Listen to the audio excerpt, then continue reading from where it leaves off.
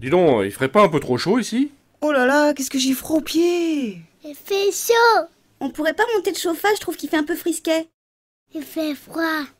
Ces petites phrases, on les a tous entendues ou même prononcées. Elles traduisent toutes une sensation d'inconfort à laquelle on a envie de mettre fin le plus rapidement possible. Et en général, le premier réflexe consiste à monter ou descendre le chauffage, ce qui malheureusement, vous l'avez sûrement constaté, ne résout pas tous les problèmes. Et oui, le chauffage, c'est un petit peu plus compliqué que cela. En effet, contrairement à une idée reçue, le confort thermique ne dépend pas uniquement de la température de l'air d'une pièce. Non, il y a d'autres paramètres qui sont également essentiels et qui, s'ils ne sont pas respectés, peuvent être à la source d'un inconfort. Tenez, on va prendre un exemple. D'une manière générale, on considère que l'hiver, il faut une température de 19-20 degrés pour se sentir bien à l'intérieur d'une maison. Seulement attention, pour que ce soit vraiment confortable, il faut que cette température soit bien stable, autrement dit, qu'elle ne joue pas au yo-yo. Il faut également qu'elle soit parfaitement homogène, la même température dans tous les coins de la pièce. Ça, c'est pour la température de l'air ambiant. Il faut aussi veiller à ce que les parois ne soient pas trop froides, les fenêtres et les murs. Ce phénomène peut être une source d'inconfort. Voilà pourquoi il faut un système de chauffage qui réchauffe à la fois l'air ambiant, les parois et les occupants de la maison. Ce n'est pas tout à fait terminé. Il faut aussi minimiser les mouvements d'air et veiller à la qualité de ce dernier. Pour que l'air soit agréable à respirer, on recommande un taux d'hygrométrie, c'est l'humidité relative de l'air, compris entre 40 et 60%. Comme pour la température, ce taux d'hygrométrie doit être homogène et bien réparti dans toute la pièce. Or, certains systèmes de chauffage peuvent justement déséquilibrer ce taux d'hygrométrie, rendant l'air plus sec à certains endroits et plus humide dans d'autres. C'est donc en jouant sur tous ces paramètres, la stabilité et l'homogénéité de la température, celle du taux d'hygrométrie et les mouvements d'air, que l'on peut atteindre un confort thermique satisfaisant. Alors bien sûr, les systèmes de chauffage sont des acteurs importants pour atteindre ce confort thermique, mais l'isolation du logement et la performance des fenêtres le sont tout autant.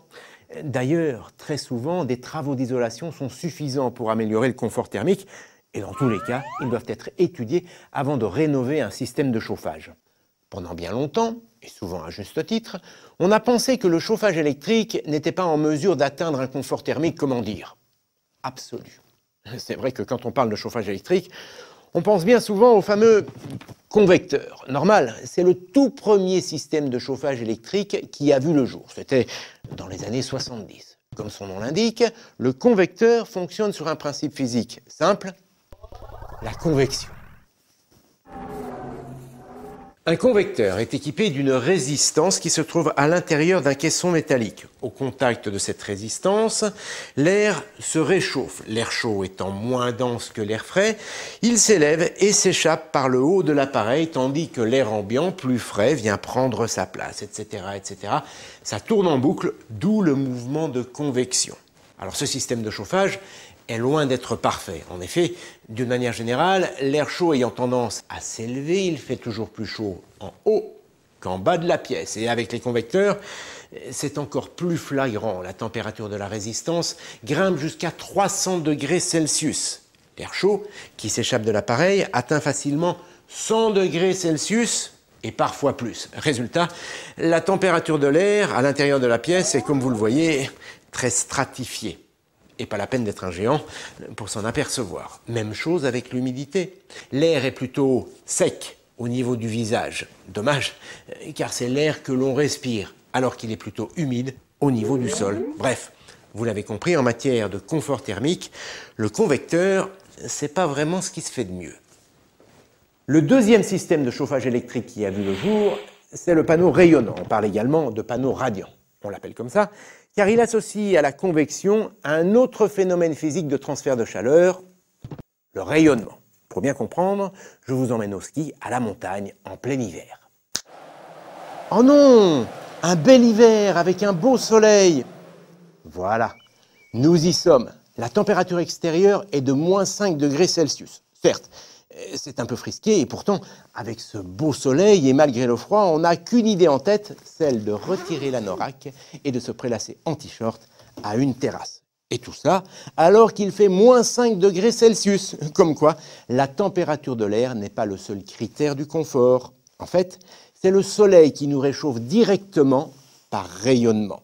Des rayons infrarouges précisément, des rayons invisibles à l'œil nu, mais que nous ressentons parfaitement. D'ailleurs, il suffit d'un nuage et tout de suite on sent la différence. Brrr. Le panneau rayonnant fonctionne sur le même principe. La résistance électrique placée à l'intérieur de l'appareil chauffe une grande plaque qui va rayonner à son tour. Les rayons infrarouges passent en fait à travers les petits trous de cette grille qui protège le dispositif. De cette manière, contrairement aux convecteurs qui ne réchauffent que l'air, les panneaux radiants, grâce à leur rayonnement, réchauffent aussi les surfaces, les parois et donc les corps qui se trouvent à l'intérieur de la pièce. Cependant, ils ont aussi leurs limites.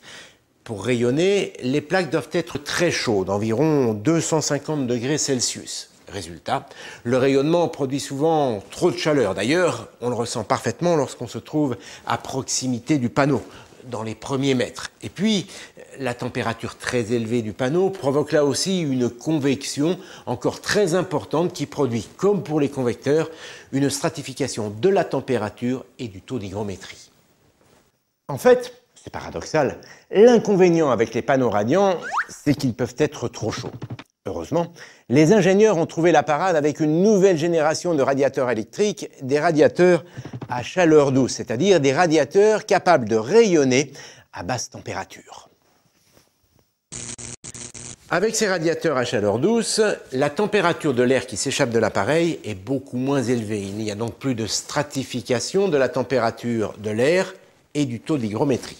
Et puis, avec ces radiateurs, la température de façade de l'appareil ne dépasse pas les 70 degrés Celsius. Le rayonnement qui est transmis est donc plus doux, moins chaud et moins agressif que celui transmis par un panneau rayonnant. Eh bien, c'est ça, ce que l'on appelle la chaleur douce. Autant dire qu'avec ces radiateurs à chaleur douce, on commence à s'approcher d'un confort thermique, disons, très satisfaisant.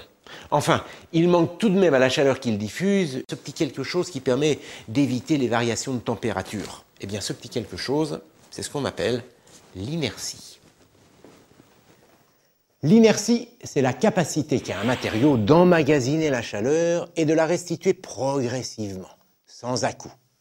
Alors, ce n'est pas quelque chose de nouveau, bien au contraire, nos grands-parents utilisaient déjà ce phénomène quand ils se chauffaient avec la cheminée. Vous avez sûrement remarqué la plaque de fonte qui est placée à l'arrière de la cheminée. Eh bien, lorsque le feu est alimenté, il réchauffe la pièce ainsi que la plaque de fonte qui monte en température.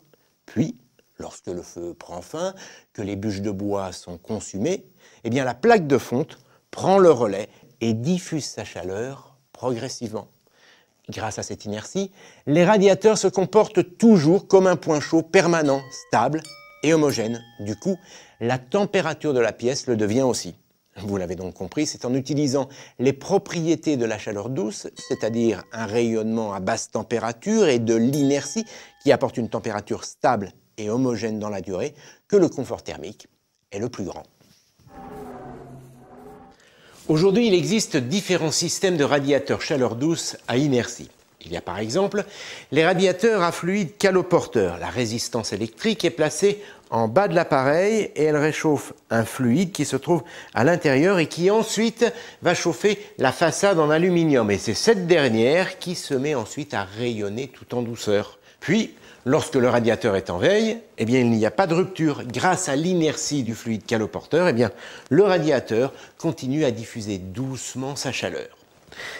Et puis, il y a des radiateurs qui utilisent un double corps de chauffe, c'est-à-dire deux systèmes de chauffage différents qui sont contrôlés électroniquement et peuvent fonctionner indépendamment.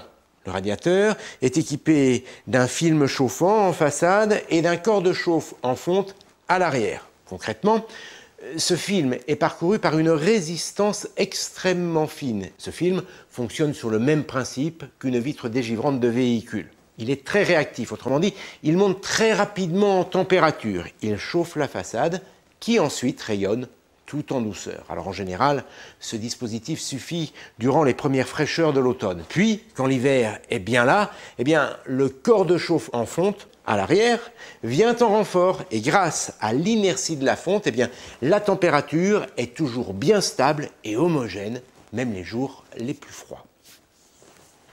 Alors bien sûr, en fonction de la gamme, du fabricant et surtout des matériaux utilisés, ces radiateurs à chaleur douce et à inertie sont plus ou moins performants. Mais tout de même, parmi tous les systèmes de chauffage électrique, eh bien, ce sont ces radiateurs qui apportent le plus grand confort thermique. Ils sont aussi performants, voire plus, que le chauffage central, en sachant qu'ils présentent un autre avantage par rapport au chauffage central. L'utilisateur peut choisir la température de chaque pièce en fonction de ses besoins. Alors je sais ce que vous allez me dire, et l'écologie dans tout ça? Eh bien en fait, comme dans bien des cas, c'est en fonction de la manière dont il est utilisé qu'un radiateur électrique se révèle écologique et économique. Et oui, désormais, les thermostats qui équipent ces radiateurs permettent de régler très précisément la température. Alors plus aucune excuse pour ne pas régler la température à 19 degrés plutôt qu'à 20, en sachant qu'1 degré en moins peut réduire la consommation énergétique de 7%. Et puis, il faut également savoir que les nouvelles fonctionnalités qui équipent ces appareils permettent elles aussi de réduire la consommation. Tenez, dès qu'on ouvre une fenêtre par exemple, pour aérer une pièce, ce qui, je vous le rappelle, est fortement recommandé, même en hiver, eh bien certains radiateurs détectent la chute de température et se mettent aussitôt à fonctionner au ralenti, ce qui évite de chauffer pour rien et de gaspiller. Et puis, certains radiateurs sont même équipés de détecteurs de présence. Grâce à ce dispositif, ils s'adaptent au rythme de la maison. Une pièce est occupée, il la chauffe en mode confort. En revanche, quand elle est inoccupée pendant un certain temps, ce que l'appareil détecte, eh bien la température du radiateur baisse progressivement pour économiser de l'énergie. Autrement dit, vous l'aurez compris, le temps des bons vieux convecteurs qu'on appelait familièrement grille-pain est révolu. Avec les radiateurs chaleur douce à inertie, on a la bonne quantité de chaleur au bon endroit et au bon moment.